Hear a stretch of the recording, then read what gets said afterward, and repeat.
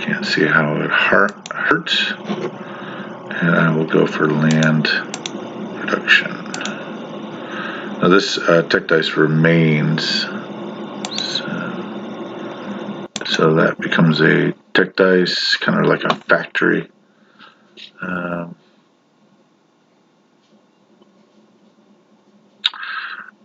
I have not checked the numbers on this. I would think I'd have $37. So I'm going to go with that. We're not at war.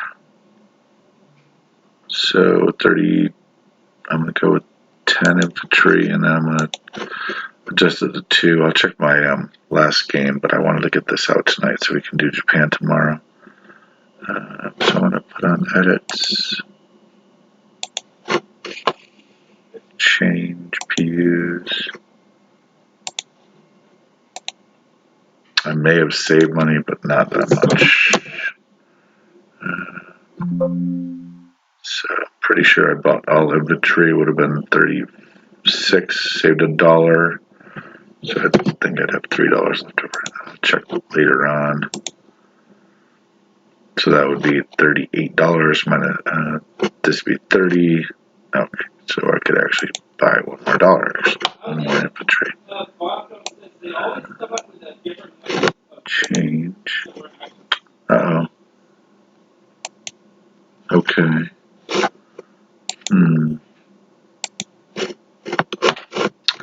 Okay, so I screwed up that. Change PUs. Russia. 33. Alright, so there we go.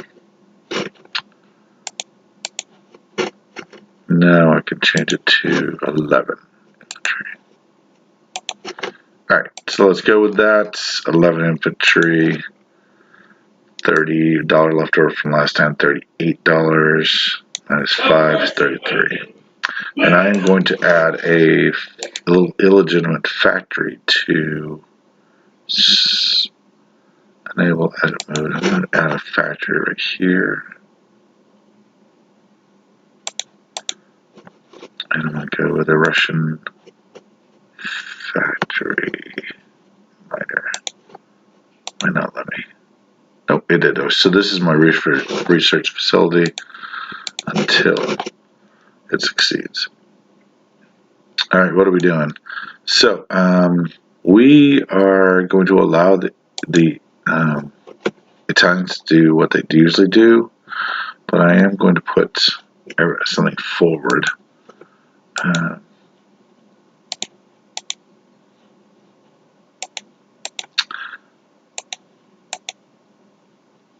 So they could still do what they want to do, but we are making a rule that if the Germans move into any Russian territory, they are at war.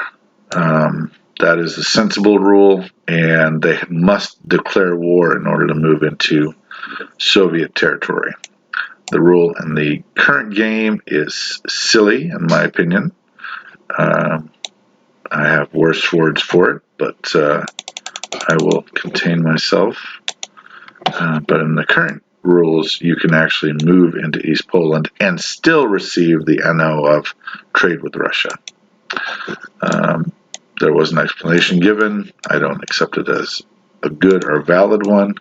I do understand the Lend-Lease, this being blocked, because the explanation was correct that the Germans would be aiming for British ships, not American ships at this point in time, but British ships. And so that's legit. But to say that you could have a large German force into East Poland or Baltics or Bessarabia and still receive bonuses from Russia, it's just makes a mockery of the rules, and that's not good for our community. So a little silly sometimes. Simple rule fix.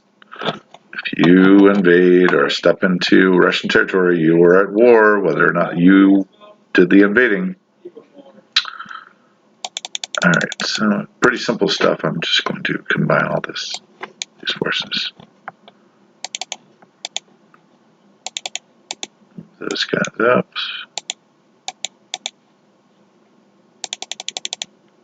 And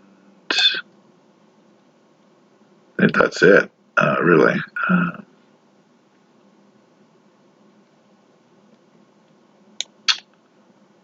I guess I will move my, what is it?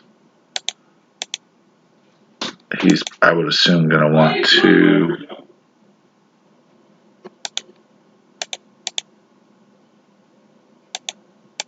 this will block this load. So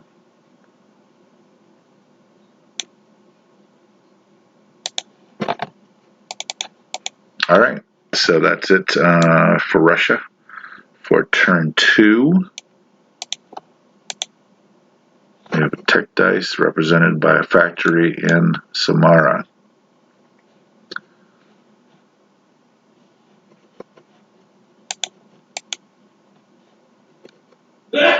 And then I do this. And 3 guys here. And 3 guys here. And 8 guys here. No, can't be 8 guys, 5 guys. All right.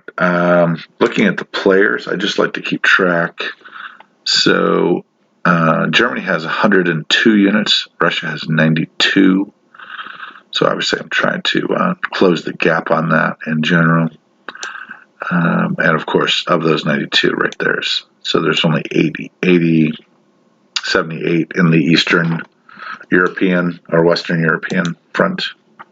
So, all right, that's crockett36. A little summary would be a sub in 109, Russian sub in 113, Russian cruiser in 114, 1 infantry in Baltic, 1 infantry in Poland, East Poland, 1 infantry in Bessarabia, 5 infantry in Ukraine, 8 infantry, 2 anti-aircraft, 2 artillery, 1 tank, 1 mech in West Ukraine, 4 infantry in Bryansk, 5 infantry in Moscow, 20 infantry in Bessarabia, 1 mech, tank, and artillery, 1 diver, 2 fighters, and 2 anti-aircraft, 3 infantry in Novgorod, and bringing up the rear in Novosibirsk already is 4 mech.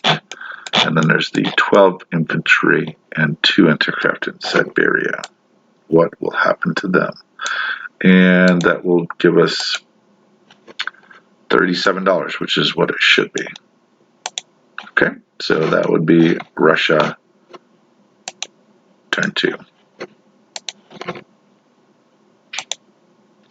crockett36.